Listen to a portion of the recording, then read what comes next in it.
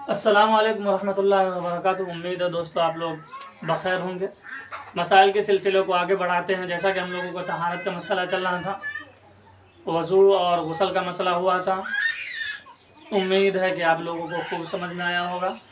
अब जैसा कि आप लोगों को मालूम है कि अब हमारे यहाँ बकरा ईद का एक अहम जो मामला है वो शुरू होने वाला जा रहा है। अहम दिन है, बहुत बाबरकत और मुबारक दिन है। एक अजीम क़ुरबानी का दिन है जो हज़रत सैयदना इब्राहीम अलैहिस्सलातु वस्सलाम के दौर से लेकर आज तक मुसलसल चलता हुआ आ रहा है।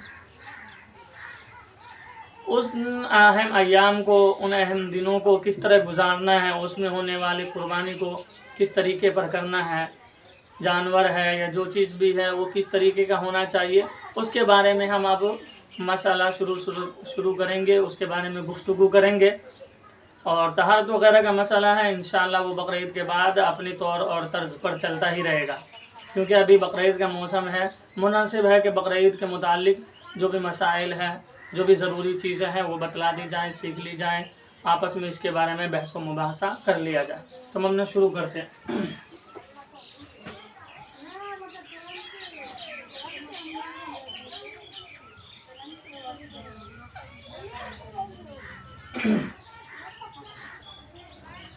कुर्बानी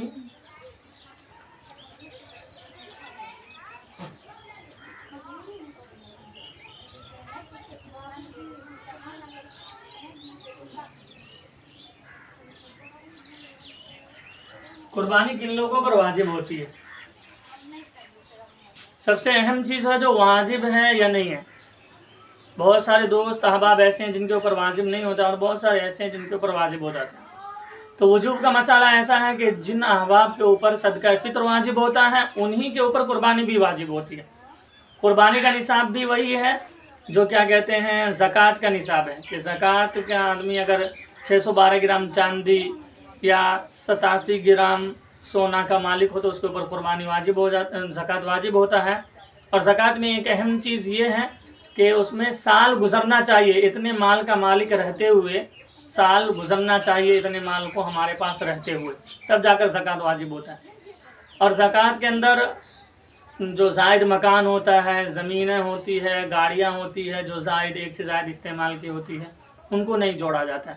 लेकिन कुर्बानी का मसाला ऐसा है कि अगर एक घर रहने का है, दूसरा घर जायद है तो वो भी जोड़ा जाएगा। एक खेत से हमारा काम हो जाता है, दूसरा खेत जायद है, वो भी जोड़ा जाएगा। एक गाड़ी से हमारा काम हो जाता है, दूसरी गाड़ी जायद है तो उसको भी इस मसले में जोड़ा जाएगा, इस मामले में जोड़ा जाएगा। उसकी कीमत लगाई जाएगी। अगर उस कीमत से 612 ग्राम चांदी खरीद सकते हैं या 612 ग्राम चांदी से कम 200-300 ग्राम खरीद सकते हैं और कुछ रुपया है या कुछ सोना है जिसको मिलाकर 612 ग्राम चांदी की कीमत बन जाती है तो भी कुर्बानी वाजिब हो जाएगी।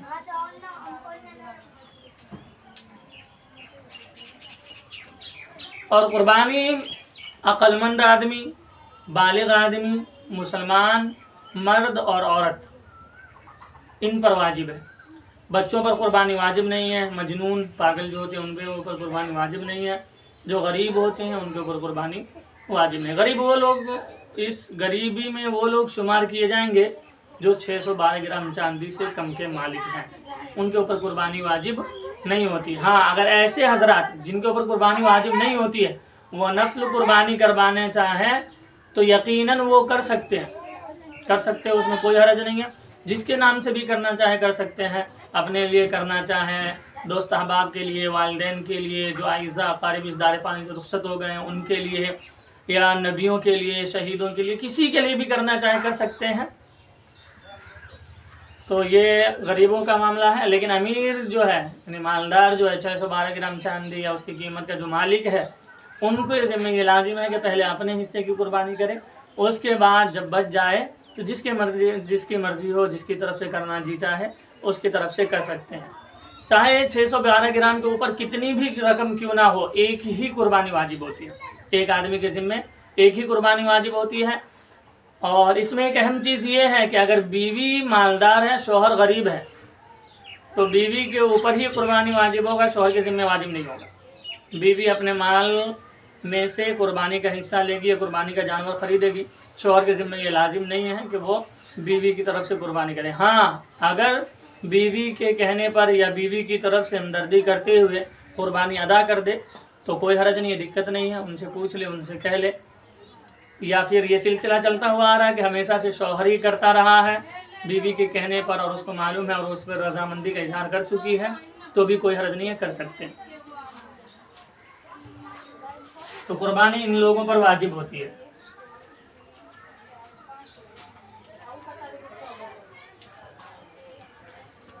नफल कुर्बानी जो हम करते हैं बेहतर है कि उसमें तमाम उम्मत को शरीक किया जाए उसके सवाब में। जैसा कि हमारे नबी करीम सल्लल्लाहु अलैहि वसल्लम की आदत शरीफा थी कि 2 मेंढे की कुर्बानी करते थे, एक अपनी तरफ से और एक तमाम उम्मत की तरफ से।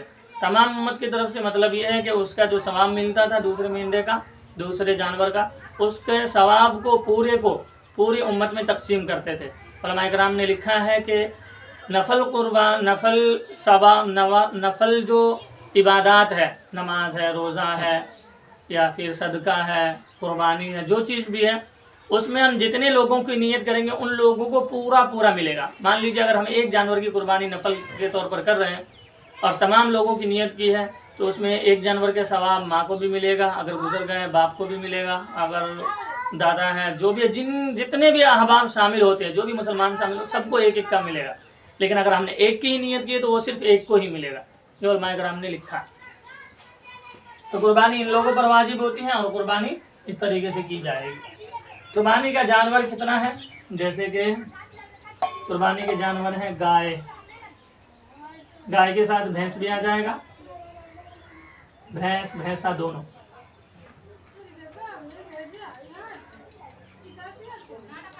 बकरी,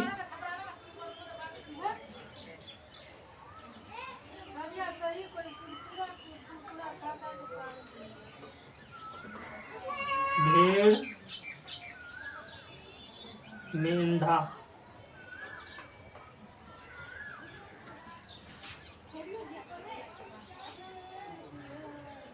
ऊंट।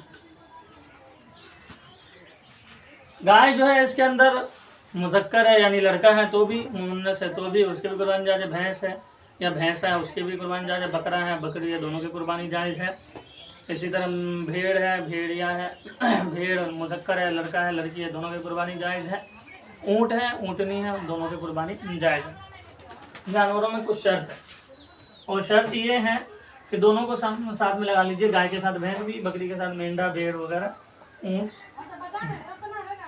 गाय 2 साल का होना चाहिए, 2 साल का मुकम्मल 2 साल, एक दिन भी कम ना होना चाहिए।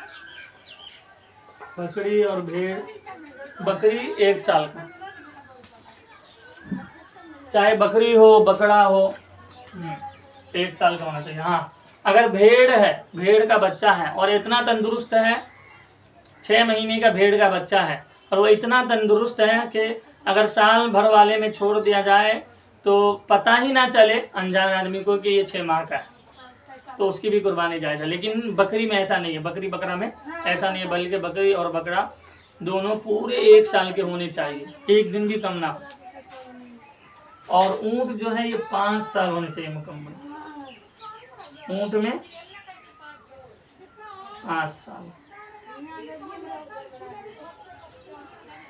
गाय, बैल, भैंस, भैंसा 2 साल, बकरी बकरा वगैरह 1 साल, ऊँट 5 साल। गाय में 7 आदमी शरीक हो सकते हैं, गाय में 7 आदमी शरीक हो सकते हैं। बकरी एक ही आदमी की तरफ से होगा, चाहे उसका वजन कितना ही ज्यादा क्यों ना हो जाए। बकरी है, बकरा है, भेड़ है, मेंढा है, चाहे उसका वजन क्विंटल प्लस क्यों ना हो, कितना ही ज्यादा वजनी क्यों ना हो जाए, वो एक ही आदमी की तरफ से होगा। और गाय भैंस जो है अगर उसका वजन कम ही क्यों ना हो, लेकिन फिर भी वो 7 आदमी की तरफ से अदा किया जाएगा। ऊँट है, ऊँट भी 7 आदमियों की तरफ से अदा किया जाएगा। ये समझ में आ गया। इंशाअल्लाह थोड़ा ही लेके चलेंगे, अभी तकरीबन 15-17 दिन बाकी है, धीरे धीरे तमाम मसाले आ जाएंगे, उसको समझना है और उसके मुताबिक अमल करना है, अपने दोस्त अहबाब के पास भेजना है और जितना ज़्यादा हो सके उतना ज़्यादा चैनल को सब्सक्राइब करना है ताकि जो भी नई अपडेट आए वो आप तक पहुंचती रहे।